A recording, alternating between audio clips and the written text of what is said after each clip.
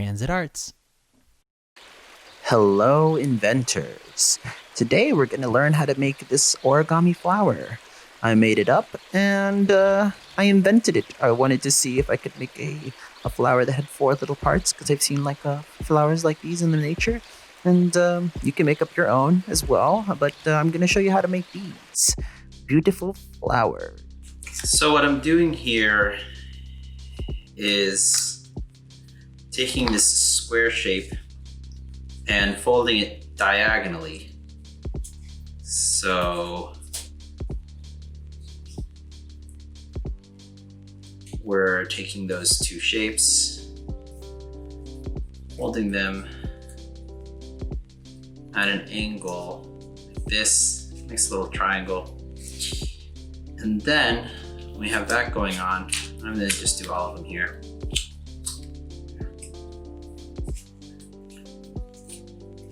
That's gonna be the basis of our flower. And when I fold, I try to use my middle finger to sort of bend the paper one way, and then these 2 fingers, my index and my thumb, I use those 2 fingers to sort of push down the paper around my middle finger. And that sort of helps me fold the paper. So here I am folding up this paper, and we have this nice little shape which kind of resembles a flower. We have 4 of these little shapes. So what I'm gonna do next, I'm gonna take this green colored paper and I'm gonna fold it in half. Now, if you don't have green colored paper, you can always take your white colored paper and color it in with either marker or colored pencil, crayon, whatever you got. But I just so happen to have this green colored paper. So that's what I'm gonna use. So I ripped it in half there. And then I'm going to fold that half into another half.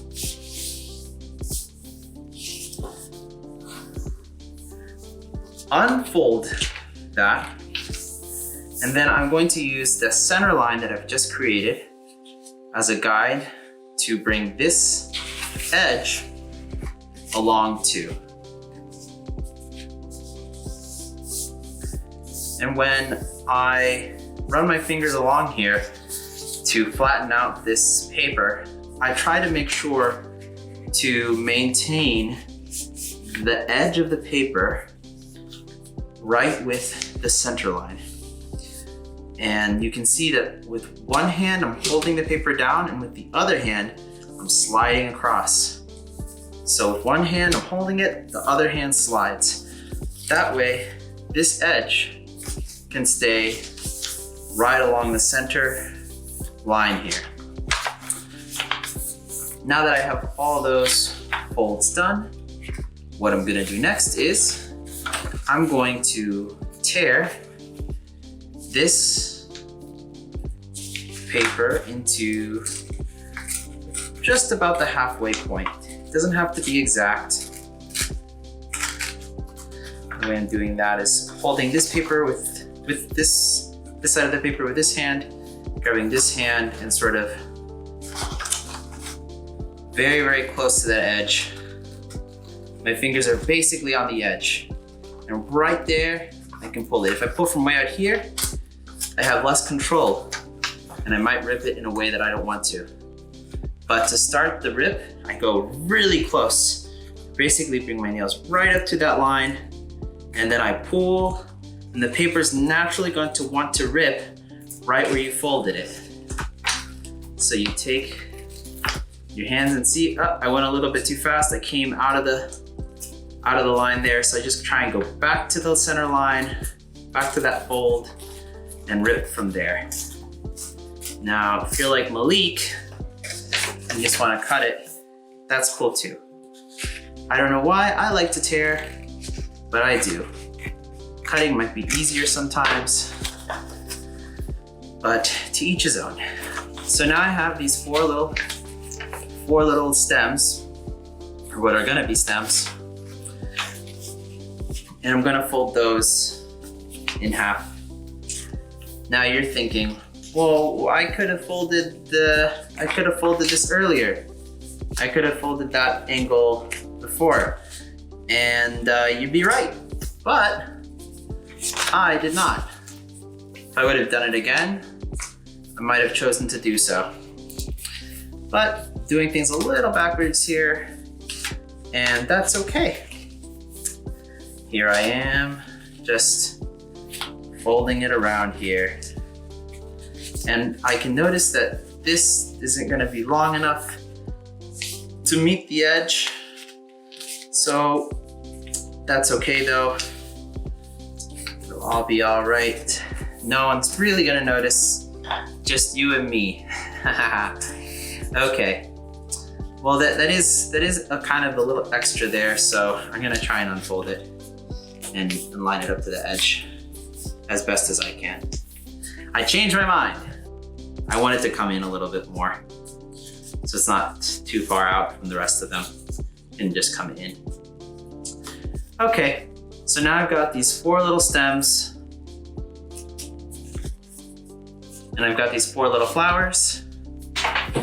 And what I'm gonna do is rip this one in half even more, and then take this little thing I just ripped and fold it here. So I have that little fold, just like that. And what I'm gonna do from there is, I guess I can do that to all of them. Here we go. So I'm gonna rip that stem in half. And why I'm doing this is one of these little portions is going to go in to the flowers and sort of hold the flower up. The other half there is just for show.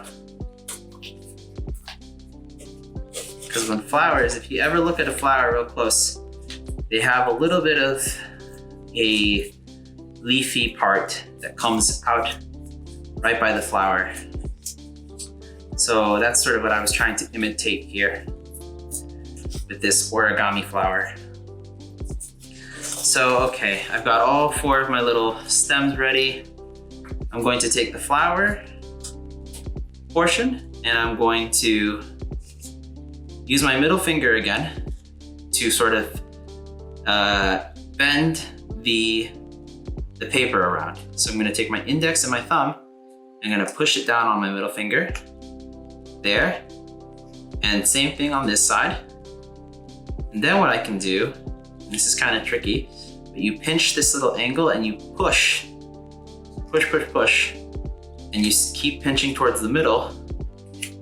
And what you'll notice is you have this little, almost like a fortune teller. I don't know if you all are familiar with the fortune tellers there, but you can kind of squeeze them and fold them like so. Now, if you're having trouble with that, what you can always do is come back to the basics, grab your paper here, fold it horizontally and vertically, and you're gonna have a much easier time with that. So if you don't wanna do this little trick, you can always bend the paper and then it will naturally want to sort of make this tiny little square. Oh, it's not quite the same. Just now realized that. Oh, well, if I invert it, it is though. That's the kind of the neat thing about origami. The paper wants to remember the shape it was in. So inside out, the flower looks more like this. And then the other way, the flower looks a little more like that. So I don't know, I kind of like this one. I think I'm gonna make them all like that. So I'm gonna take this and I'm gonna push the center portion in with my middle fingers and sort of let it pop over, because I really like that shape. Just sort of push and the fold of the paper is the wrong way, so I'm going to try and fold it the way I like it. Here, do this little fold, and then push it around so I have this nice little flower. And what I'm gonna do from here is I'm gonna take some scissors and snip off just a little point there. So I'm gonna do that with all my flowers here. Just the tiniest little bit. Really, really don't need too much. If you do too much, the flower won't hold onto the stem and you're going to have to do some wizardry. Well, I'm gonna go ahead and accidentally, on purpose, cut one a little bit too big to show you what happens. Here we go. So we have this little hole here in this flower, and we have the stem. What we wanna do is bunch up the stem, pinch and pinch and pinch until it's just the right size to go through the flower here. And it's a little bit of a struggle, but at the end of the day, we have ourselves a success. Just pull that through, and then we can take this stem, sort of fold it a little more, and you can crinkle it. Let me give it a little more of a natural look. And if you don't like this little tail or whatever it is, this little backing, which I'm not digging quite much, just crinkle it and make it just look a little more natural. And if you don't like the fact that the flower is sort of facing down like that, you can always take it and bend it the opposite way and make it look up a little more, you know? Right up into the sunshine. So, what's the trick here? What happens when it's too big? Well, you can already kind of tell the thing is not gonna hold very easily. This one kind of holds. When it's too big, it'll fall right out. So you'll have to do something like this. You might have to grab this little part here and stick it in through there. It's not necessarily a lost cause, right? And then maybe do some folding around to keep it a little more intact. And that might just do the trick. So never fear if you cut too much. You can always try and finesse it. Make it do the right thing there. Make it stay on the stem. Okay, so I'm gonna go ahead here and finish this up. Putting the last two flowers onto the stems here. A little tricky, but the payoff is quite nice. I'm gonna stick that through, crinkle the stem to make it look a little more natural, a little more like a flower would look like. And for the final stem here, once I stick it through, I like to sometimes bunch this up a little bit, bend it back on itself to make it a little harder for the flower to fall out. That, and then to crinkle, crinkle, crinkle, crinkle.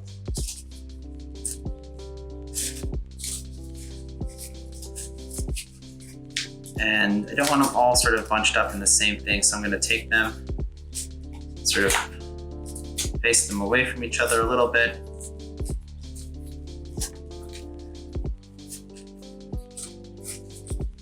And then crinkle this base here so that it looks more like a stem. Crinkle, crinkle, crinkle that. Sort of fold it. You can even grab it with your thumb and sort of make it fold up like that there. You might even want to give it a twirl. You know, get inventive, get crazy with it. And now you have yourself a nice little flower. It has a bunch of little flowers. If if you want to sort of adjust the look, you can always just grab the paper stem there, pinch, and sort of make little adjustments to make your flower look a little nicer. Just sort of fold, you can even fold the stems in the middle there. Sort of bring them out a little bit so they're not necessarily straight. Make them a little bendy. And there you have it. Nice little flowers.